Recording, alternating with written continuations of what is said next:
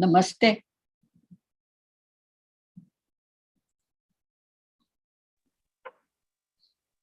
नमस्कार। शुरू करें? Yes. So, moderator is there? Okay. All right. Yeah, you can. Yeah. Namaste, everyone. Today's topic is the part of the book is extremely important in the sense that it gives us the exact point where we were in 1946 and where we are today. So that is extremely important because the mistakes were not rectified and we are in a mess even today. Probably it will continue for the next few decades unless something drastic happens and something really is done in a strong, with will and strength. Okay. So having said that, let's go to the next one and start it. So India is where it was in 1944 to 1948. And now let's see where was India during those 8 years, or from 40 to 48. From every vintage point, India was losing. Who was there doing something? What was the focus? What was the vision? What was the direction? And what was the plan of moving? None of those were in place as far as the Congress was concerned, as far as Gandhi was concerned. And besides that, there were three things going on in the 3 decades. In the decade of the 20s, Gandhi was establishing himself as leader and Mahatma, proving his Mahatmaship. In the decade of the 30s, there was total confusion and zigzag pattern. They are moving forward and then they are withdrawing. So it was all chaos. And besides, Gandhi was establishing that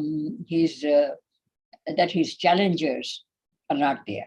They either leave or they just are shown the exit. So this is where we were in the 30s. Absolutely nothing was done for the freedom, or even there was no talk about freedom or struggle. Who was struggling, what they were struggling for, and where the Congress had any say, the party as itself, absolutely no talk of the freedom.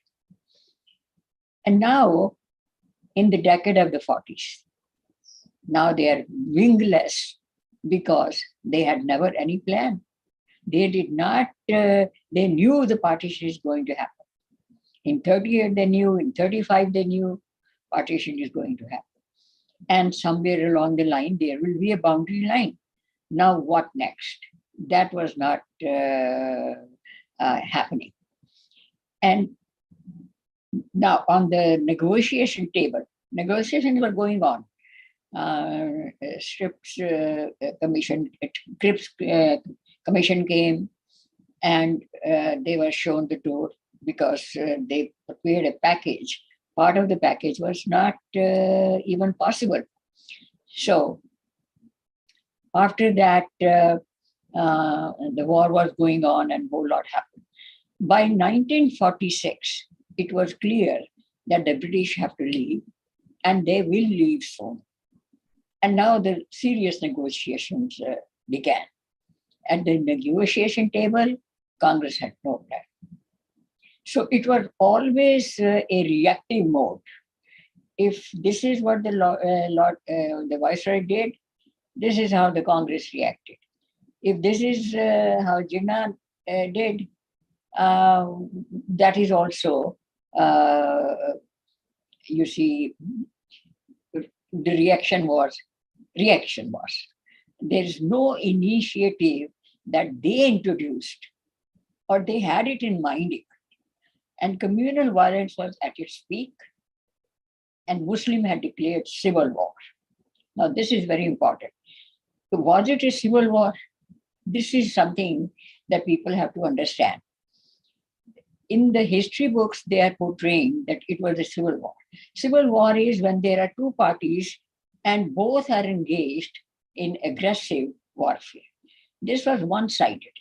It was genocide or massacred wherever they could, however they could, and in the end, they wanted to win. So this is this was not a civil war. So let us all be clear, because even today, the communal lack of communal harmony means Hindus are intolerant or there is a saffron wave. So these categories are important. How they label things and label events, that is important. So Hindus and all other people were helpless, wingless, and without fangs. They had no weapons. They never had a fighting experience, no aggressive instinct. This is very important, because if you are constantly given a slap that behave yourself and no retaliation, and you don't start any violence, then there is no guts left and no aggressive instinct and no awareness of what was going on. So this is very important. Hindus, they had no weapons, they had no experience, no aggressive instinct, and no awareness what was going on. All they knew was like Mahatma Gandhi's three monkeys, that whatever he says he's doing fine, we can close our eyes, we can close our ears and say nothing. So this is where we were in 1948. Jinnah's overreach. Every time he put up a demand, package of demand, it was always something more, something more. So this time, the final one that he gave was really an overreach. He demanded that Punjab should be there, entire Punjab, entire Bengal should be Pakistan, parts of Assam should be Pakistan. And since these are not contiguous, one is on the west and one is on the east, so there should be a corridor. You see, just like now they're talking about a chicken neck, a small little corridor connecting Arunachal Pradesh. Similarly, they wanted a corridor. So now it was Pakistan was going to become a contiguous state, while India was to be divided. So between north and south as well. So at this point, Cripps Commission came with a package plan. And since, these are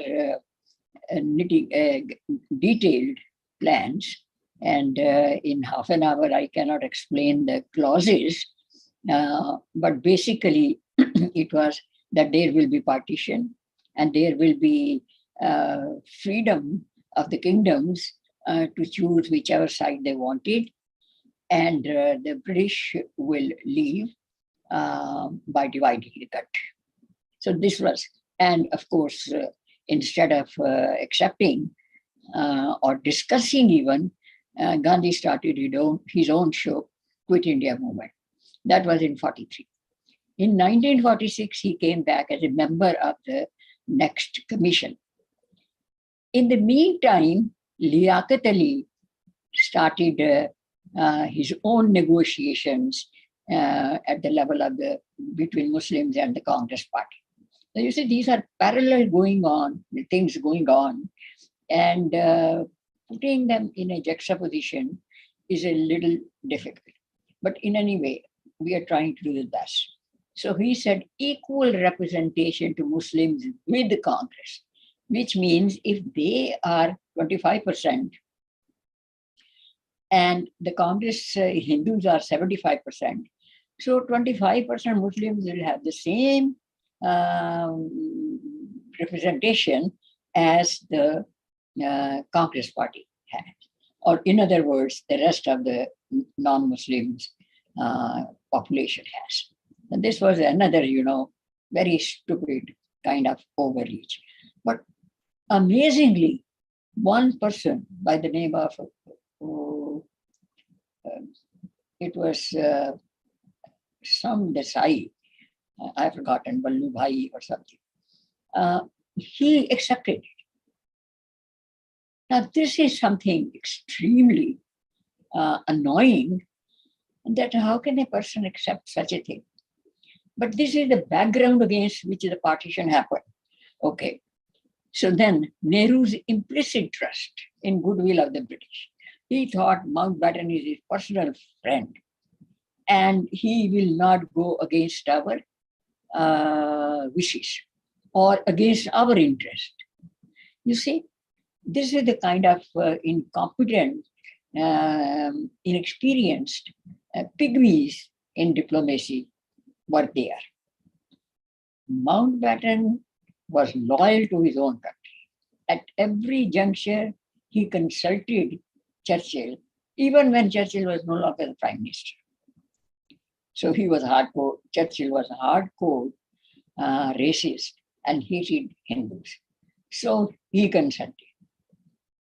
And here he's thinking that the British, he can count on friendship of the British, and Mountbatten can be trusted. So mindset. I am just trying to say that we had a mindset where it was, we were just moving towards our own decimation, in other words. So now in 1946, aggression started.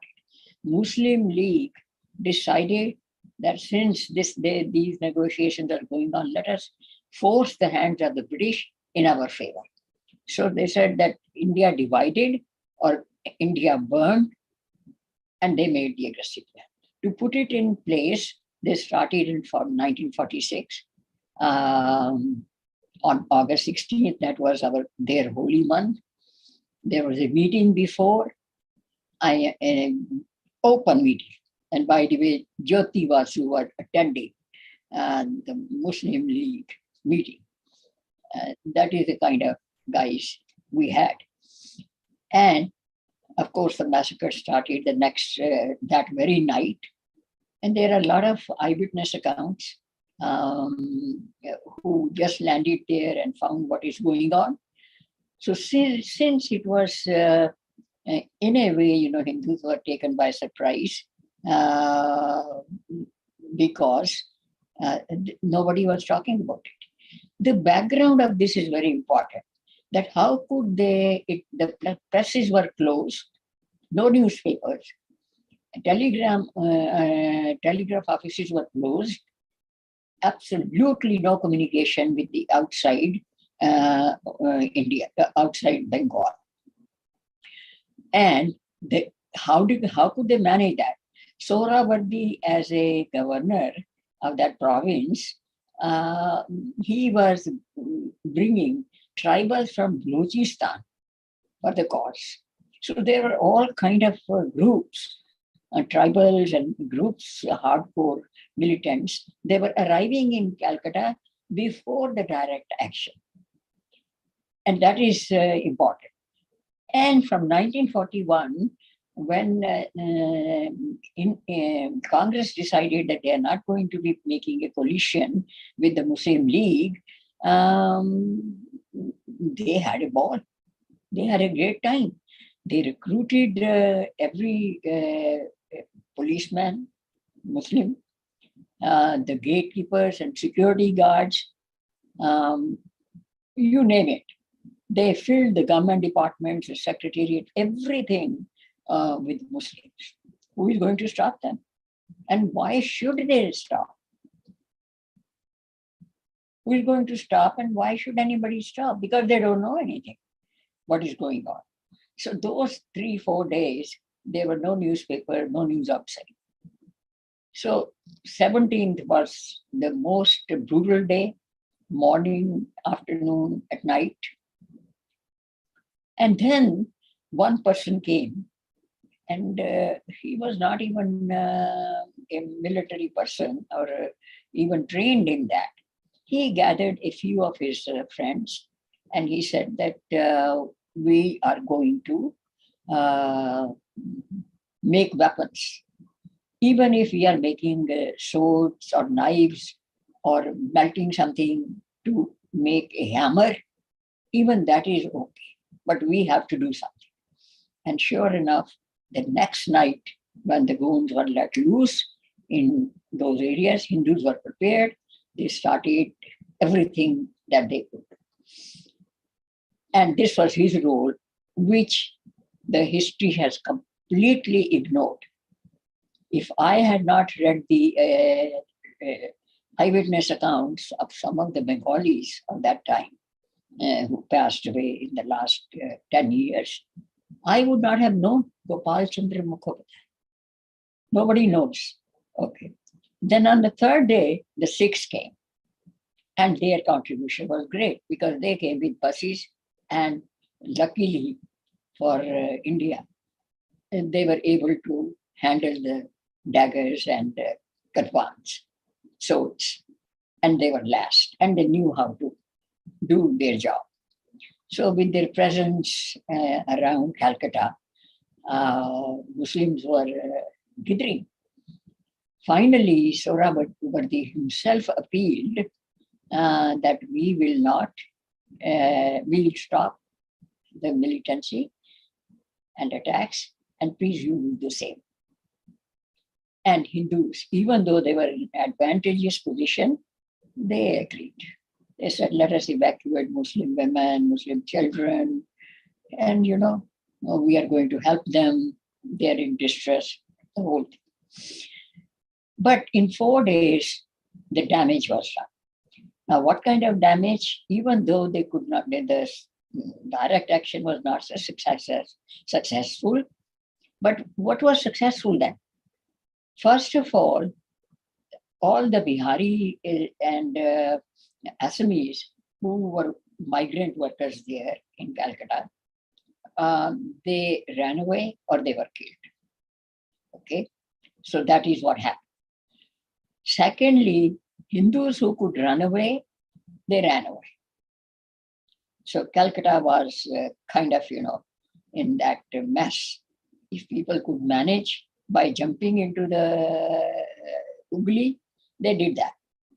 And the third thing that happened was that many of the industries in Calcutta were destroyed. So in a nutshell, this is the part. And of course, on the fourth day, the Viceroy woke up and the military started coming in, In the process, the death toll was 7,000, and some say it was 20,000. So Arya Samaj counted and cremated the dead body. Now, this part is not in the book, but I am bringing it up that at this point in 1946, what are we relying on and what is our vulnerability? You see, there is a modern word, recently coined, liquid modernity. It does not mean that we were getting towards being modern. It means that in the modern context, we have to adjust. So it means putting the enemy, giving him unnerving feeling. What is this feeling? That I am fragile, I am temporary, I am vulnerable, and in any kind of constant change, I will remain that. We are unsure of what is desirable, what is not desirable. Why I am putting this up? Because this is where Hindus are today. This is where Hindus are today in the face of multiple enemies at multiple levels, very active. So we don't know what is desirable. Should we be secular? Should we be non-secular? What is acceptable? What is not acceptable? Where we stop the being respectful? Where we become bigoted?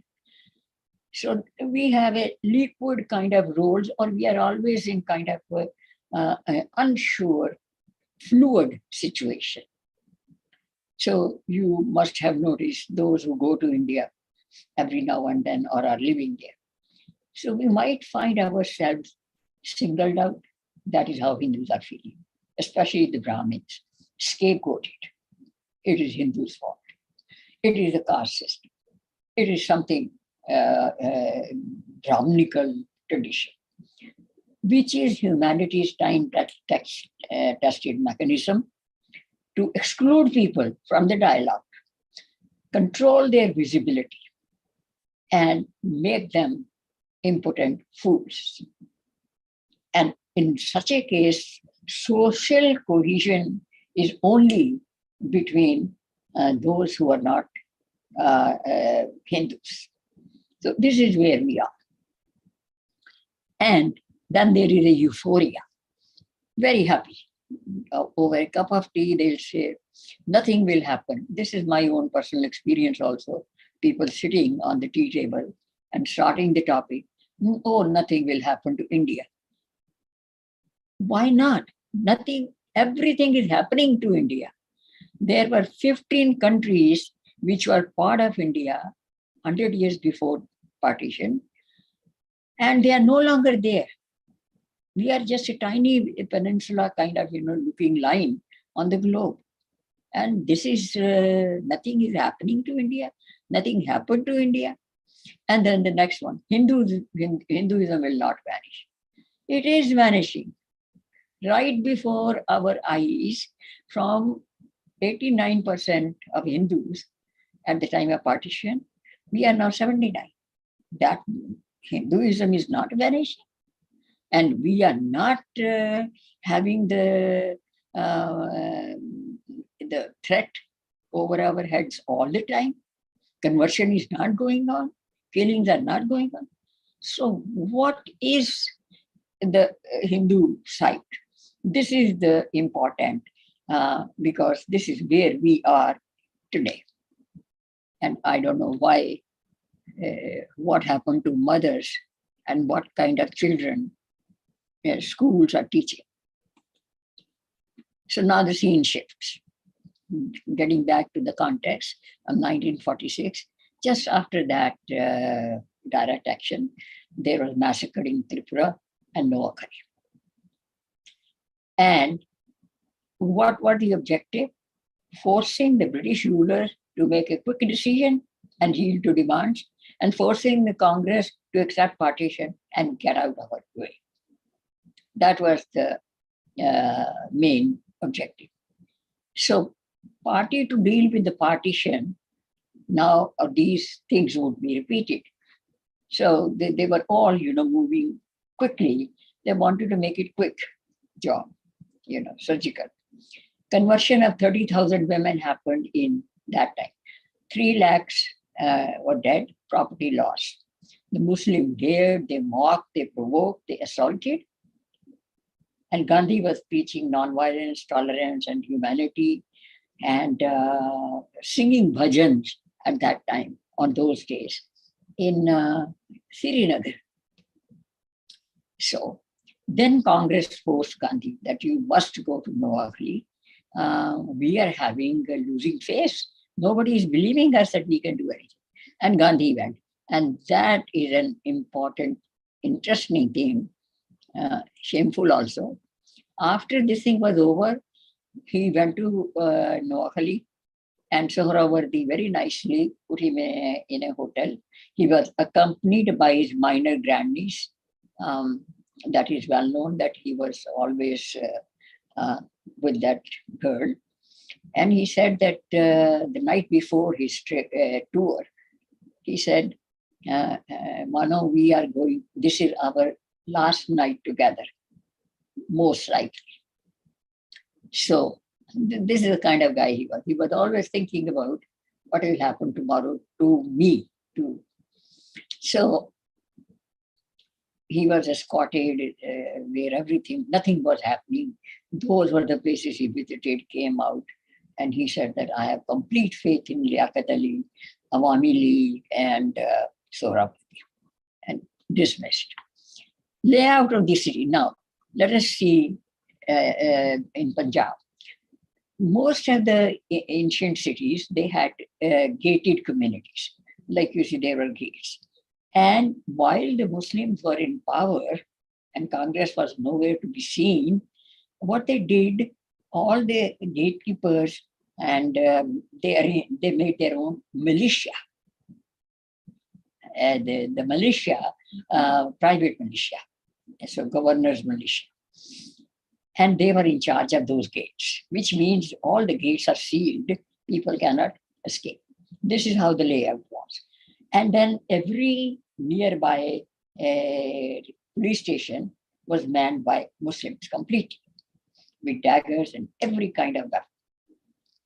And the summer through September, in India, people sleep in their courtyards and terraces. So what the Muslim planned in Punjab, nightly attacks. So people are sleeping, they are taken unaware. So then first came Multan, then came Rawalpindi, then came Lahore, Sheikhupur, Multan, every single city, every single village. Nothing was spared. Exodus was impossible. And even though Mountbatten had the a complete charge of intervention, he chose to close his eyes. That is the friend Hindus had. Well, our own people were not friends. Why bother about the British? So Exodus was extremely painful. And I think somewhere I should stop. So now, Red Cliff boundary line. Was it a civil war? No. Was it military style attacks? Yes. Used terrorism as a tool of staff. Why did I italicize it? I want you to get it etched on your mind that wherever the Muslims are starting terrorism, it is a tool of statecraft, part of diplomacy. All else fails, this will succeed. Singing bhajans in Srinagar, that was his usual. Nehru was too busy dreaming about how my cabinet will look like and what will, and of course, Edwina. Somehow or other, Mountbatten should stay as the Governor General and he will have cozy time with his girlfriend. So Nehru was too busy. He didn't have a clue. And Gandhian cult, of course, the followers, three monkeys. So what did we have? That situation, uncertainty, chaos, and total confusion. The only person who had some plan, that was Ambedkar. We always ignore him and his contribution. He had a plan that if partition happens, this is how the property will be exchanged, and this is how we are going to change the population, and these are the provisions we are making to welcome the people. He had 15 points. And of course, you have to have the book to read all those 15, 16 points. And I may tell you the kind of situation. In 1947, in the beginning, a friend of my mother came from Africa to Lahore. And my mother decided to go there to visit her. In spite of the warnings that the confusion was going on and massacre was going on, she still took my little brother and she went there. After two days, she was supposed to come back. And we were standing at the railway station, Amritsar. That is where the train was coming from Lahore. And no train came. So we were wondering what happened. After a lot of waiting, we learned that the train has been massacred. Where was it massacred? We do not know. Was it massacred where the trains started, Hussainiwala, or was it at Atari? Mira. All we know is the train stopped at Atari and there were dead bodies, blood everywhere. We went home very worried, and luckily the telegram came from my grandfather that the horse got sick and my mother could not catch the train. What a lucky escape. What a lucky escape. And the horse fell sick and he could not move fast enough. And then there was the railway crossing, the gate closed.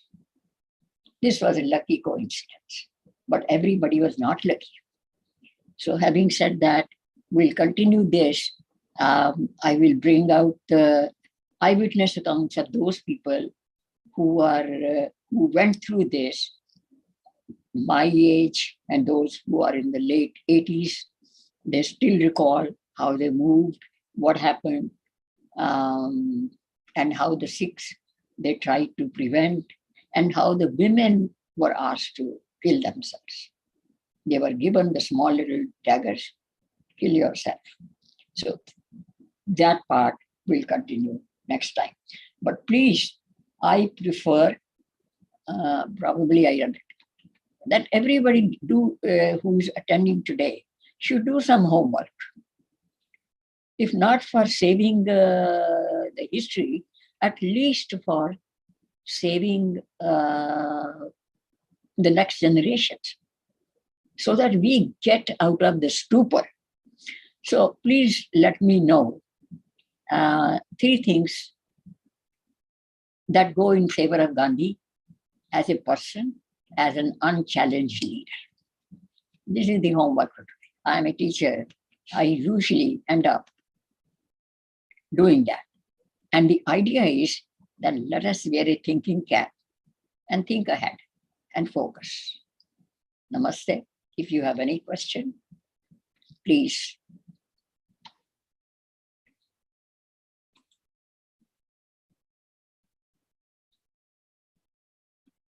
This card.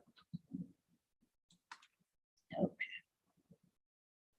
Yes. Good.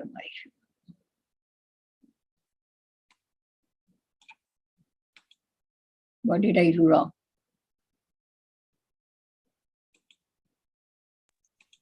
You're good. I am. The screen is not coming, the white screen.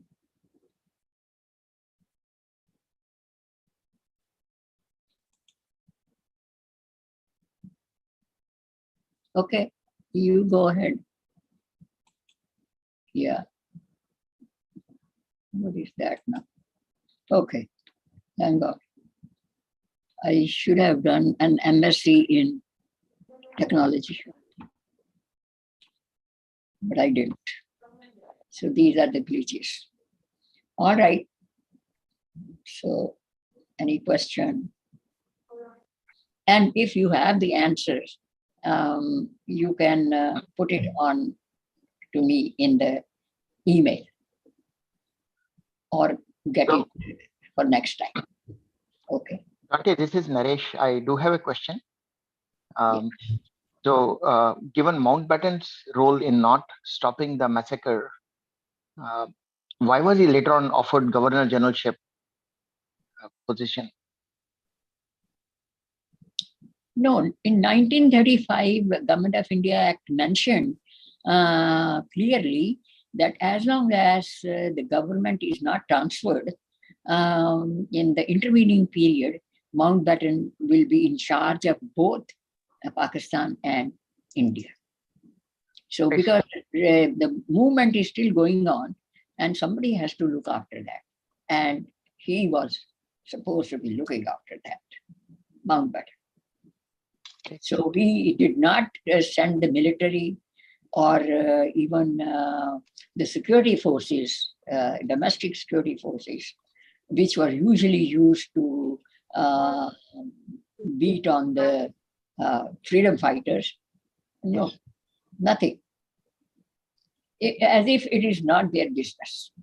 And as far as Congress was concerned, it was never their business.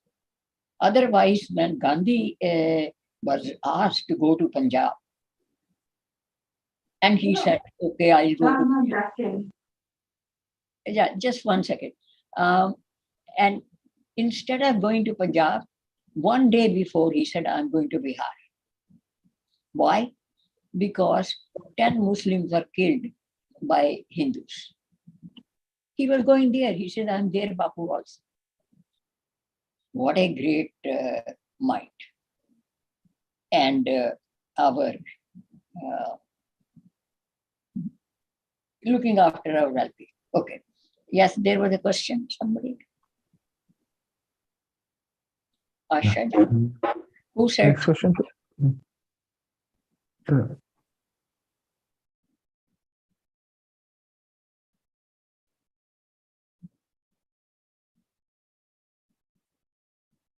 I have a question on a question. You said that homework has to be done on Gandhi's role, whether it was positive. Am I audible? Yeah. Whether it was positive. Positive for what? Positive for India or positive for Britain? I see he's doing all the things that Britain would like him to do. That Right. is a challenge now to face the fact. And I circulated these three questions, this question, that give me at least one good reason that I should remember Mahatma Gandhi as a leader, as a person. And I got one answer, that he was truthful. And that he is wasn't. one thing he was never. Yeah. So, I can. so much is going on.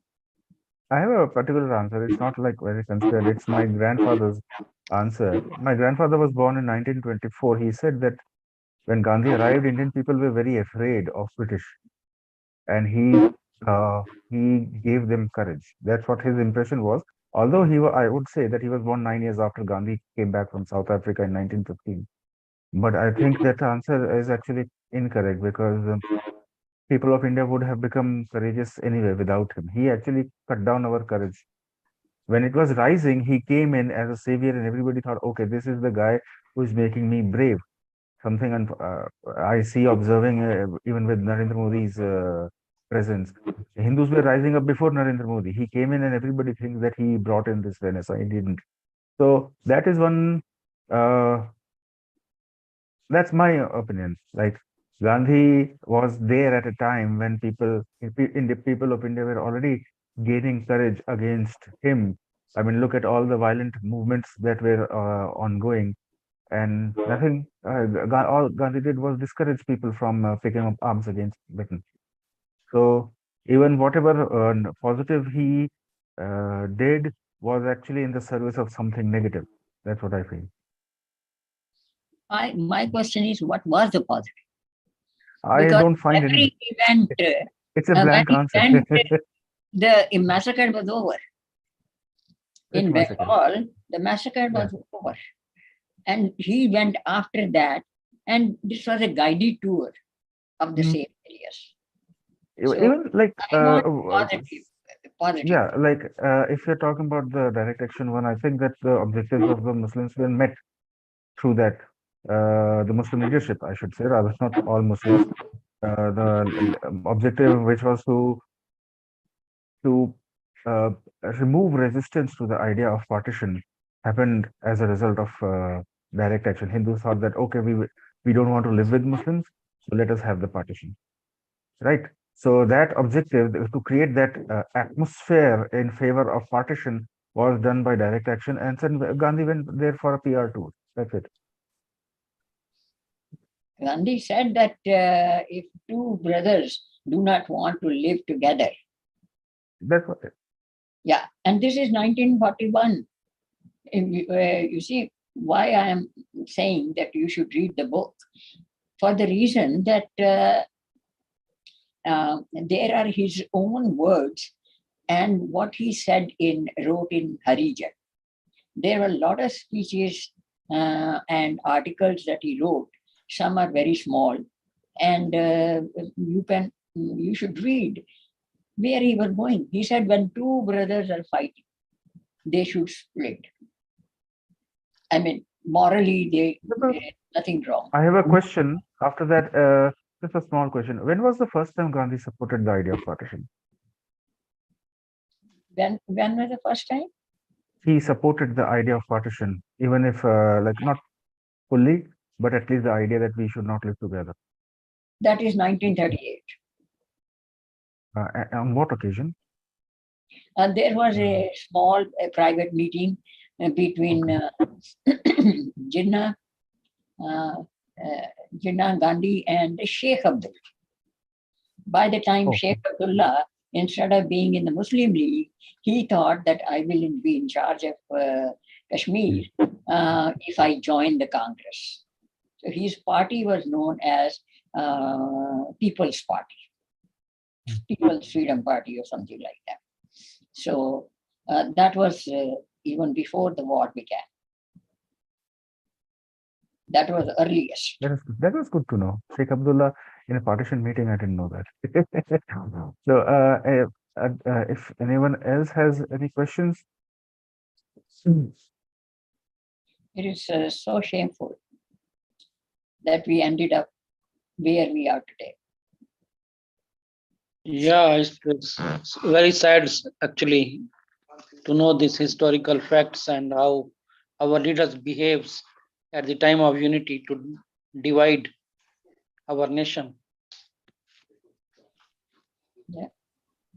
He did not unite the people, he divided them. That's what I'm saying. Yeah. That's what I'm saying. Instead of united the nation, coming as a one nation, they try to divide and rule and follow the British people. Yeah, actually, he did more than that. He gave alien roots to Muslims, that they are superior because they are directly coming from Makkah and Medina. Khalifa is their head. So that nonsense was the beginning of giving them a feeling of superiority, like the white people have supremacy and we are born to rule, that kind of thing. So he did that. Almost every blunder goes to him.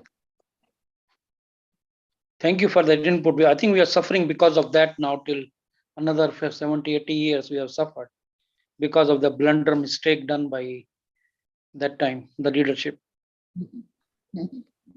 Correct. Yeah. Somehow the ghost is not leaving. And now we have more enemies than just the Muslims and the British. So definitely, I agree with you fully that at present our religion is targeted by all other factors, like what you said, love jihad, or some other Christians that are converting us, our people, our kids are not in our hands. So we have a great responsibility at this time to look after our cultural values and propagating them more seriously in our kids, because I will say the parents between the age of 40 and 60 years did not give enough time to their kids in last 30 years, so which could have made a real impact, that our kids could have been more responsible and more religious. But what we are having is a different altogether. Another problem we are facing is we love to send our kids outside the country, and once they go there and they get influenced by the Western media and other things, and most of them don't come back, and the roots they lost completely, and there's no, it's called we may be feeling better that our kids have gone all over the world, okay, but if they carry out our religious beliefs and cultural values, it could have made a great impact. Although it has, some of them are still good and they are doing good work, but most of the time is westernized by the society, by the community. So what's the question? My question is how we can inculcate the historical facts in this generation so they know the facts. Yeah, reading the books. So being out of the habit of 2.5 minute WhatsApp messages, do some serious reading. There used to be, when there was no television and not much of radio, people used to read and read from the original sources. How many people have read about the origin of caste system? But they are beating like anything. And people are establishing themselves as seculars. Here, at least what we have done, some of us, many of us, we created small nucleus of creating awareness what Hindu Dharma is. And we have been successful. There are at this time 3 million Hindus in America. And do you know how many Americans are Hindus inwardly? 20 million. And they don't hobnob with us. The reason? Because ultimately we are selfish people. They feel that we do not have the philosophical roots into Hindu Dharma. And they don't want to have to do anything with us. So what I'm saying, something is being done here. But by and large, we have never risen to appreciate our own next door neighbor and become a community. So if we are not a community, we cannot become a nation. And this is the ball is in the court of Indians. We here, whether we came for this reason or that reason, it is immaterial. It is irrelevant. What is relevant is how the Indians are thinking now, where they are going, and what is being done. And they should have also a propaganda machine. It's not enough that you are doing good deeds like RSS and many organizations are doing. A lot of organizations are doing. Philanthropy is being done. Gaushalas are maintained, and inns are made, and like that, quietly.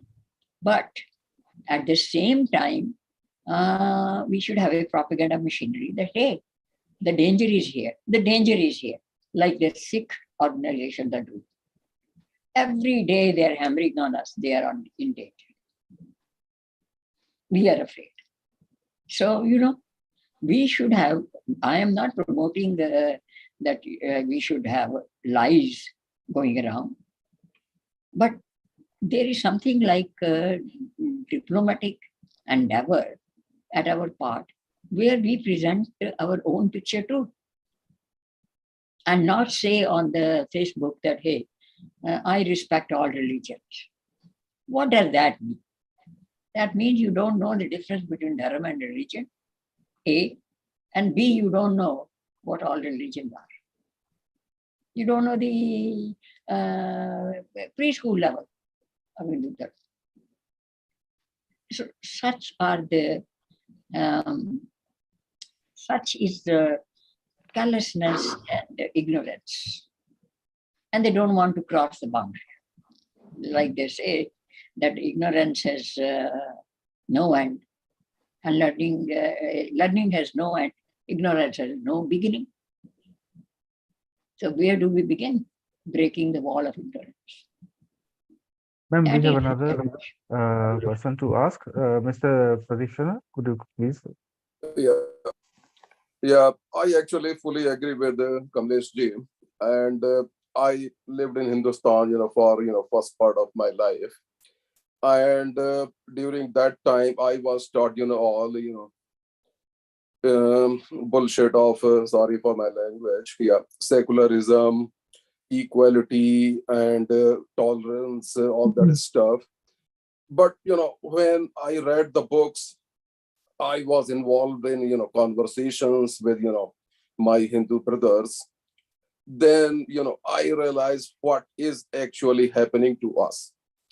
And that was the reality of the partition, where millions were, raped, killed, tortured. So many things happened. And, the lack of information in that time was basically the reason for the ignorance. And I will say, the generation before us kind of kept, our present generation in some darkness. They taught us, the things like Muslims are our brothers, treat them, like everybody else. And while they were, destroying our roots, our country, and our religion. So those things were taught. And somehow these things have gotten into the mainstream. People, many Hindus, most Hindus actually, I will say, started believing in those things. And then what we are seeing today, just like our girls marrying Muslims and then getting, killed, all that stuff is happening in Hindustan and elsewhere as well, in whether it is UK or USA. So these things, have gotten into the mainstream. Main job for us as Hindus is to teach the reality about these religions. And we are still living in the past. And we haven't actually taught even the past very well. Because in the past, we have suffered for 1,000 years. And we forgot that past. We started believing in something which was never real. And that is the reason we still see a huge Muslim population after partition. We got 2 countries for Muslims, and still we have a huge population there. And so many things are happening. So what your book is a great step there. People call him Mahatma. I call him Papatma. He was the demon. He was the Satan. He was the devil. And people are still worshipping that guy. I attended a meeting in Phoenix last year, and there in the temple itself, people started singing his praise on his birthday. I'm saying, what is still happening? Things haven't changed much. Of course, people like you, people like me are trying to change things, and we have a small forum. We are discussing these things. That's so great. But I'm saying that still people have the mindset that Gandhi was a great man. He did a great service to the country, service to Hinduism. People are not knowing the reality. So what else we can do? Okay. Yeah, your book is great step. Yeah, that's so great. Yeah. So we have a question. Yeah, but we still, we have a long way to go. Do is actually, we have to know a lot more what happened. I disagree with the point that we should not live in the past. We are not living in the past. We are trying to remember the past and learn lessons. If we do not know what happened and who did the sacrifice, the 30,000 Hindus who died in Calcutta, that is not a sacrifice. So therefore, remembering history is learning lessons. So let us do that, even if it is painful. And then that is what actually, sorry to interrupt. Yeah. My point is exactly that we know our past, but we are not teaching our past. That is the point. Point is we need to learn from the past. We need to teach what exactly happened in the past. And that past is not too far. It happened in 47.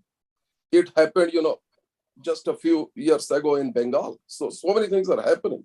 But the things are like we are trying to imagine that these things never happened or things have gotten better. That is the point. That is the people which, people are propagating, even in the mainstream. I'm saying I went to a Phoenix temple, and there, most of the elderly people were singing, praise of Gandhi. I was ashamed. I actually sat there. So they tried to quiet me down. Okay, no, you leave. You don't speak against that great personality. I left the temple. So I'm saying that people are trying to teach the things which happened. Because when you teach what happened in 47, when you teach what happened 1,000 years ago in Delhi during the Turkish Mughal rules, then you realize what Islam is, what it has done to us. So I'm not saying you forget past. I never said forget past. We need to teach what happened in the past, because that's how we learn. We learn the psychology of these religions. Okay. We Yeah. have 4 minutes now. Does anybody have any other question? Or we can close the session. No, actually, this question came up in a couple of past 2 sessions past, that what can we do The thing is that we have to educate people around us, right?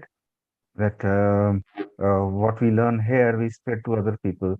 We make, and anybody can become a YouTuber today.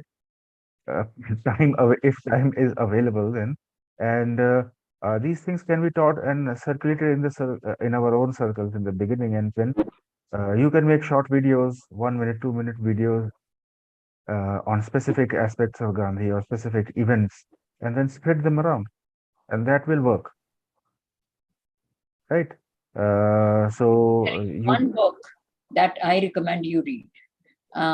It's a small little book. It was banned, and that is called May It Please Your Honor. This is the defense of Nathuram Godse, and it was banned, and then it came surfaced. I read it, and you read it 100 times. And if nothing else, it's just 145 points, I think, he made why he had to kill. So that is one book you should read. My book is historical narrative, right? It is not about being popular or being able to sell the books. It is just to shake up that what was happening then is happening more now. Do something. So it's creating a authentic narrative. And probably the best investment is the books. I just shared a link to the book on pdfdrive.com. I think this is a rather old book, so it should be out of copyright. So you can get it from here. This drive has this website has many other books, probably copyrighted books also available. Please don't take them. But this book should be out of copyright, so you can take it from the link I just shared with everyone. Yeah, great. Agreed. Okay, we have 2 minutes, so we can close the this session now. Yeah, ma'am. Do you have any? Will you be what topics will you be covering next time? What do I have? Okay. No. Rajiv ji? Yeah. He's asking just what will be the part 7? Part 7? Part 7 is exodus and anecdotes of different people I met in the recent years and recorded their statements. And I want to recommend the eyewitness small little books. There is one, Train to Amritsar. And these are actual, and I'll highlight that. And I'll also give the Mountbatten Plan, what exactly was agreed on, because that is the foundation of the Constitution. So that will be a topic. A little bit of gruesome and, of course, the foundations of what we call free India. To me, India is not free. If your mind is not free, you don't have a platform, you don't have visibility in the media, you're not free. So that will be 7. So Thank you. And Gandhi's death and happenings in Kashmir. Okay. So, okay, we have completed an hour. Thank you, ma'am, for your time. Thank you, everyone, for participating. We'll see you in a couple of weeks again.